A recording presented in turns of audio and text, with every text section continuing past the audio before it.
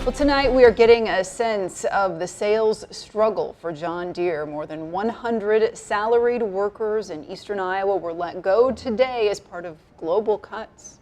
Well, that's the case, Elizabeth. Unfortunately, here locally, John Deere has given three main reasons for its recent layoffs. They start with declining customer demand, rising costs, and economic uncertainties. And we certainly didn't have to go very far, even here locally, to see some of those uncertainties in play. Yeah, new sales are slow. Now that the farmer income's dropped quite a bit the last 2 years, new sales are slowing down. Used sales have been pretty strong, but we have a lot of inventory to sell. Brent Judish has been selling John Deere tractors for 37 years. Brent is a farmer himself and uses 8 John Deere tractors in his farming operation near the airport, just north of Waterloo. After 3 years of record tractor sales at P&K Midwest, a tide has turned.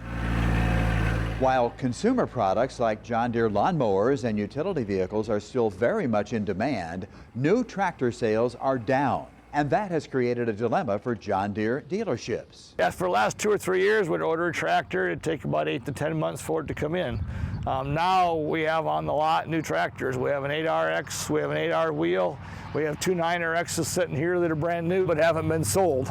And so we have some inventory to sell now that we haven't had in the past. And right now what's happening with the farm economy is the income's down, interest rates are up, exports on farm commodities are down. The interest rates, when they go from 6 to 8%, that affects a lot of things. That affects the farmer's bottom line. So it makes it harder to sell some of this machinery when the economy's tight and inflation's been taking over the last 3 years, and now we're starting to kind of pay for that in inflationary levels. We have a lot of stuff to sell, and it's pretty high priced stuff. Like around $650,000 for this new John Deere 9RX with the track system, a big price to pay in an uncertain economy. So with used inventory still on the lots, Brent says most dealerships are trying to move that older inventory first. So when a guy comes in to buy a tractor, we're certainly going to try and sell him a used one or a used combine or a used planter because we want to get them off our lot because we're paying interest on them and it's time to get them moved.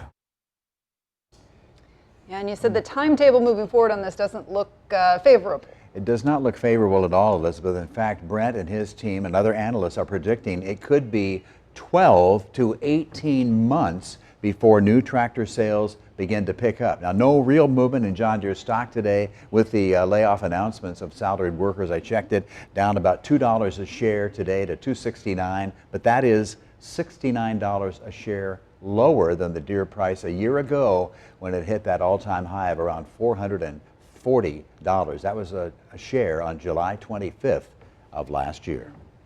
Well, in total today, 34 workers were let go at the plant in Dubuque and 69 at the Waterloo tractor plant. John Deere has already laid off over 1,000 workers this year across the Midwest.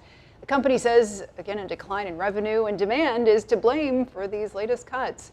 We spoke with an economics professor at Iowa State about this latest move. We think that the demand shortfalls are going to be relatively short-lived. They're going to suspend production activities, but they're going to keep other workers on hand in anticipation of the resurgence in demand for their product and an increase in sales. Well, he says many of the cuts have been due to reasons out of John Deere's control. This year, the USDA is estimating a 25% decline in average farm income from Americans.